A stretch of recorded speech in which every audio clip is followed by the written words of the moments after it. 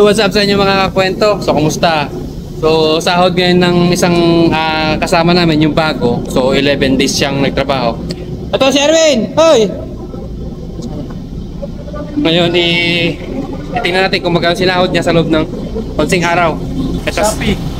Ano yan? Meron pa siyang Uniform. Bagong uniform sa sapatos, guys. libre? Libre lang sa kumpanya. Ay, isa. Ito yung sahod niya. Titingnan natin kung magkano yung sinahod niya sa loob ng 11 days. Ilang days? Ilan sa tingin mo to? Yung sahod niya? 11 days? Oo. Gano'n sa tingin mo? Ha? 10? 10 lapad? Gross pay yun. Gross pay. Ayun, kasi pangalan. Ayun yung pangalan niya. Ayun, nakataka na eh. Ayan. Ilang days ka pumasok, Bert? 11 days. 11 days. Okay, kasamang OT. Ilan yung OT mo? Bali, sa 10, wala pa. Walang 10. Ito, 8 oras. Sa sahod reveal niya. Surprise! First sahod sa Japan, kamo naman na. Hey, first sahod sa Japan, ayan na. Ayan. Wow! Hindi ito. 57,940. 57. 57, ay pas natin. Limang lapad. Limang lapad. Ha? Ito yung gross, ito yung kanya. Hindi Ayan na, pakita natin. Ayan. Gross pay niya. Ito yung Gross pay. pinaka-kon mo. Hindi yung gross pay, ito ang pinaka-gross mo, 94,000. So marami kang kaltas. May kaltas na Sa lahat. 37 na kaltas. Ayun. Hindi yan, 94. Tapos next 37,000 sa ako. Itong pinakamalinis mo. Overtime pala ito, Kain. 57,940 Overtime. o limang lapad. 8,000. Wow. 11 days. 11 days. Limang lapad at 8,000. Magkano yan, limang lapad? 8,000. 3, 6, 9, 12, 15. 15K. Mga 18,000. Oo. 18,000 sa loob ng ilan? 11 days? 11 days. Tapos meron siyang 7 oras o 8 oras na overtime. Yun ang sinahod niya. Wow! Ano masasabi mo? Sa Japan? Sa Japan. Kaya mo kitain sa loob ng 11 days yan ng Malaki yung sweldo. 18,000. 11 days. Kaya mo sa Philippines kitain yun? Hindi. Hindi. Mayroon yung sweldo na yan, isang month yan sa Pinas. 18,000 no? Isang month lang yan. Oo nga no. Dito 11 days lang. Oo nga no. So malaki. Malaki no?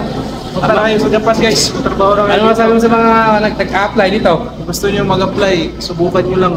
Kasi Baka kayo. Oo nga. Wala kayong sweldo dito. Hindi kayang kitain ng ton. Yung sweldo na isang buwan sa Pinas, 11 days lang dito. Wow, 18,000. Paano pag buo pa yung pagbuo pa yan? Isang buwan ng buo. Siguro, Mas malaki. Mas malaki. Nasa 40 to 50. Wow, kita mo naman. Ano mo sabi mo sa trabaho mo? Mabigat ba? Hindi, yung trabaho dito, guys, sakto lang. Kaya. Kayang-kaya. Pag factory worker, no? Oo. Shortihan lang talaga. Oo. Depende kung saan ka ma-assign. Oo nga. Wow, kagaya niya, nasa sa Tsaga lang talaga.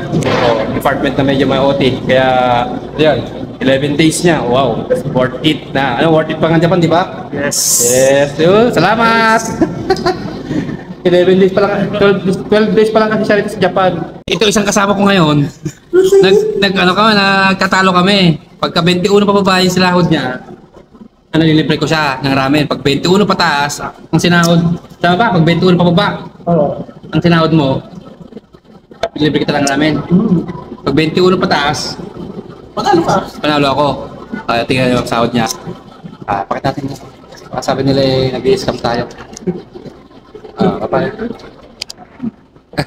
Ito na. Ito po, ang kanya. Ayan, 209,667. So, ang pinaka naging gross niya ay 266,000. Ayan ang pinaka naging gross niya. Ayan. So, sumasahod siya ng 20 kalapad. So, ilang oras yung OT mo? Hey. Oras ng 24. 24 hours sa isang buwan. Ngayon, meron kaming kasing Sabado. Paliwanag ko lang bakit inabot. Yung sinahod ng kasama ko ay kulang 21 na lapad kamo na lang. Magkano sa Pilipinas na yun? Sa 70 to 75,000. Yan. Kaya inabot ng ganung kalaki yung sinahod ng kasama ko mga kwento. Kasi meron siyang night differential, meron siyang Sabado, meron siyang, ano yun, UQ, kung tawagan sa amin ito, pag pinapirma kami ng UQ, additional sa araw yun, nababayaran ng company. At saka naka 22 days kami. So, sa madaling salita, 24 days yung binayaran sa amin ng company. Meron siyang OT na 24 hours, saka meron siyang night differential. So, yung night differential niya, medyo 2 hanggang 3 lapad ang differential na yun. Kaya ganun kalaki. Tapos yung basic niya, magkano yung basic mo? Sa 13 na siguro, no? Basic, o yung basic. Yun ang magiging basic niya. Magkano? Hindi, yan yung ano. So, yun. Basta ang alam ko basic niya 12 kasi nasa konsya, magana per hour lang yan.